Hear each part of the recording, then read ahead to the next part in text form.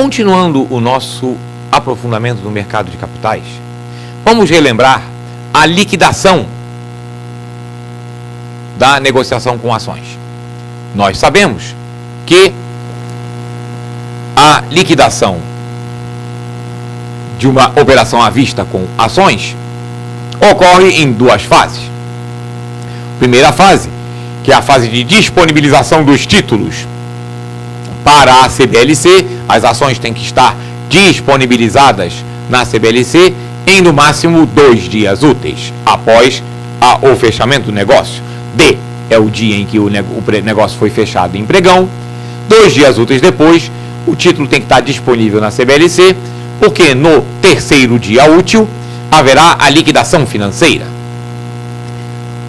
A liquidação financeira representa a entrega do título ao comprador e o pagamento ao vendedor. Mas muita gente pergunta, muita gente fica com aquela pulga atrás da orelha.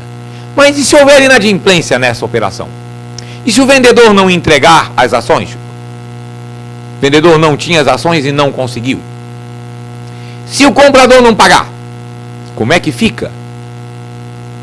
Vamos então responder a essa indagação. Primeiro, em relação ao pagamento. Essa hipótese não existe, porque a CBLC debita da conta da corretora. Se o cliente não tem dinheiro na conta dele na corretora, ele vai ter que se virar com a corretora vai executar, a corretora tinha dado um limite, mas o pagamento será efetuado. A CBLC debita da conta da corretora, por isso que as corretoras estabelecem limites operacionais para os seus clientes, para diminuir o seu risco, porque num caso limite do cliente não cumprir com a sua obrigação e não comparecer com o dinheiro na conta da corretora, a corretora tem que bancar a operação. Porque vamos lembrar o seguinte, o negócio foi fechado em D, mas ele só tem que ser pago em D mais 3. Normalmente a corretora debita do cliente já em D mais 1. Ela só tem que repassar em D mais 3, mas normalmente ela já debita em D mais 1. Mas se o cliente não tiver dinheiro em D mais 1, mas conseguir mandar em D mais 2, não tem problema. Ainda está dentro do prazo. Mas se houver inadimplência do investidor, a corretora assume perante a CBLC, porque a CBLC debita da conta da corretora que mantém na CBLC. Agora, se a ação não for entregue, aí a situação é mais complicada, porque a corretora que representa o vendedor, ela não tem ações, ela não é uma investidora, ela trabalha com dinheiro, é uma instituição financeira similar. Então, quais são as providências que a organização, que a própria estrutura do mercado de capitais prevê no caso de uma falta de entrega? Nós temos duas situações. A primeira é o empréstimo compulsório de ações do Banco de Títulos da CBLC, o BTC. O que é isso? Investidores que possuem ações, que não pretendem vendê-las, eles colocam ações disponíveis para aluguel. É chamado de empréstimo, mas na verdade é um aluguel, porque quem pega essa ação emprestada paga um aluguel. Muitos investidores utilizam a opção de empréstimo para, por exemplo, ser garantia de uma operação a termo ou de uma operação de opção. Então, a primeira hipótese, o vendedor não entregou as ações. Essa ação existe, está disponível para empréstimo, para aluguel. No banco de títulos da CBLC é feito o empréstimo compulsório, ou seja, a CBLC pega a quantidade de ações do seu banco de títulos necessária para cumprir aquele compromisso, ela promove o aluguel compulsório e ela vai cobrar da corretora e do cliente do vendedor o preço, o custo daquele aluguel. Então essa é a primeira opção, que é a opção que a CBLC lança a mão quando acontece, o que não é comum, é raro a falta de entrega, mas está previsto. Então quando acontece uma falta de entrega de ações que estão disponíveis para empréstimo no banco da CBLC, no chamado BTC, Banco de Títulos da CBLC, quando tem essa situação, a CBLC faz o empréstimo compulsório, pega o título e entrega ao comprador. E o vendedor é que tem que pagar o aluguel à CBLC, ou seja, ele vai ter que pagar posteriormente, comprar ações e devolver à CBLC. Mas pode haver aquela situação em que a ação não está disponível, não existe essa ação disponível para empréstimo lá no banco de títulos. Neste caso, a CBLC emite a chamada ordem de recompra. E aí vamos entender o seguinte: recompra aí não quer dizer comprar de volta, quer dizer comprar outra vez. Porque o comprador pagou, mas não recebeu. Então o comprador não tem que pagar de novo.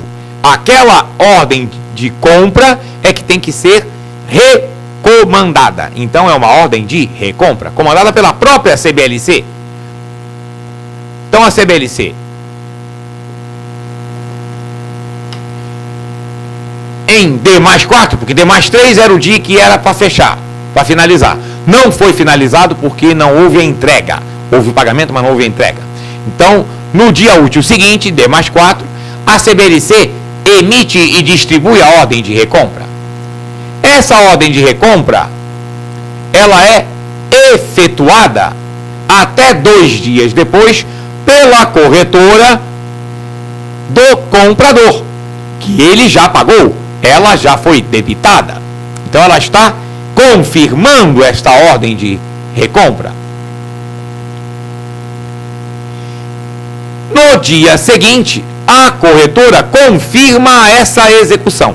Se ela não confirmar a execução, considera-se que a ordem de recompra não foi aceita. E aí o dinheiro é devolvido ao comprador e cancela-se a operação. Havendo a confirmação da execução, haverá então o pagamento ou do valor original ou do valor de recompra, o que for menor. Porque, na verdade, o investidor pagou, tinha sido debitado. Passou 7 dias úteis. Essa ação pode ter valorizado ou desvalorizado. O comprador não será prejudicado por essa diferença. Porque se a ação valorizou, ele continua pagando o preço lá de trás, que era o preço menor. E se a ação desvalorizou e ele confirma que quer comprar assim mesmo, ele vai pagar o preço novo, que é menor. Então, há, na verdade, um cancelamento daquele pagamento feito e um novo pagamento pelo novo valor, pelo valor da ordem de recompra, que pode ser igual ao anterior ou menor, caso a ação tenha se desvalorizado neste intervalo.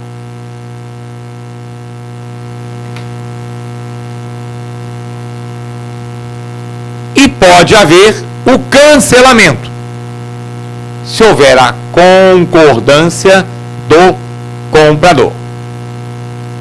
E se houver disponibilidade, não pode haver cancelamento porque não tem disponibilidade da ação para ser entregue. É havendo concordância e havendo a disponibilidade da ação, não quero mais, porque desvalorizou e eu não quero uma ação que está desvalorizando. Então aí pode haver o cancelamento como desdobramento da falta de entrega. Esta é uma situação pouco comum, mas que está prevista e regulamentada. Vamos então agora dar uma olhada, começar a ver os índices de ações. No Brasil, nós temos vários índices. Nós temos o Ibovespa, que é o mais conhecido.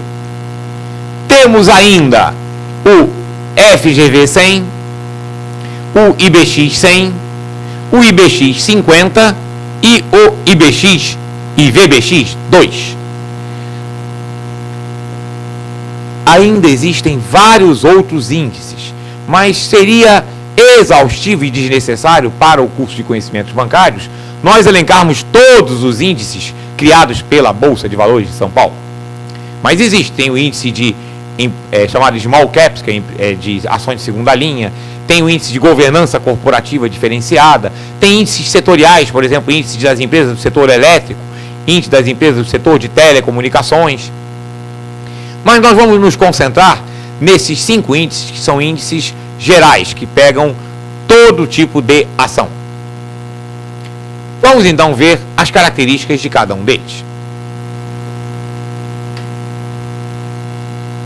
O Ibovespa. O Ibovespa é o mais importante. Vamos acompanhar o que lemos na tela. Está que se você tem um exemplar do meu livro, você pode também acompanhar pelo exemplar do meu livro, porque isso é uma extração do texto do meu livro que explica os índices de ações da Bolsa de Valores de São Paulo. O mais importante é o Ibovespa, que ele reflete o comportamento, digamos, do conjunto das ações, embora não todas as ações estejam incluídas nesse índice, mas ele é o principal. Ele retrata o comportamento dos principais papéis negociados. A carteira teórica do Ibovespa foi constituída em 1968. Por isso é que o Ibovespa é tão importante, porque é um índice que tem mais de 40 anos de apuração contínua.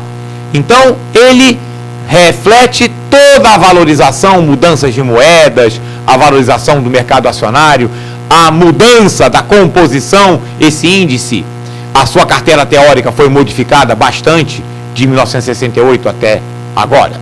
E você está vendo que o índice da carteira inicial foi fixado arbitrariamente em 100 pontos.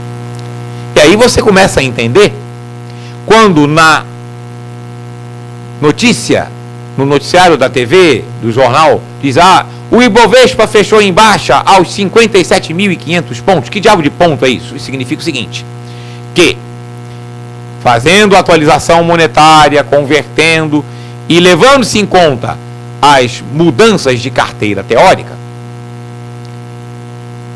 quem aplicou R$1, se existisse essa moeda nessa época, em 1968, numa carteira do índice Bovespa, hoje teria R$575, que foi 575 vezes 100, 57.500. Essa é a ideia dos pontos. Todas as bolsas trabalham com esse sistema de pontos. O índice é lançado, esse índice, no momento que ele é lançado, ele é fixado arbitrariamente numa determinada quantidade de pontos, normalmente 100 ou 1.000, e a valorização e desvalorização desse índice é que faz com que ele aumente ou diminui esse número de pontos. O Ibovespa, ele tem essa finalidade de servir como um indicador médio do comportamento do mercado. E aí ele tem uma configuração a mais próxima possível da realidade do mercado. Então, uma ação para ser incluída na carteira teórica, vamos só entender esse conceito de carteira teórica. Carteira teórica é o seguinte: teoricamente, um investidor iria adquirir tantas ações da Petrobras, tantas ações da Vale, tantas ações da BMF Bovespa, num percentual tal que compunha uma carteira. Essa carteira não existe na prática, não tem o investidor que representa a BMF Bovespa, mas é como se fosse. Então, se esse investidor fictício comprasse essa carteira tem esta composição, a chamada carteira teórica, que é a carteira cuja variação de cotações indica, a partir dela é apurada a cotação do índice Bovespa e de todos os demais índices. Então, para que uma ação entre nessa carteira teórica, ela tem que seguir, ao mesmo tempo, 3 critérios em relação aos 12 meses anteriores. Então, ela tem que estar com 80% no mínimo de negociabilidade, ou seja, de quantidade de negócios, mais de 0,1% do volume financeiro do total, cada uma, e tem sido negociada em mais de 80% do total de pregões do período. Este índice Bovespa, ele tem uma reavaliação de 4 em 4 meses, sempre em relação aos 12 meses anteriores.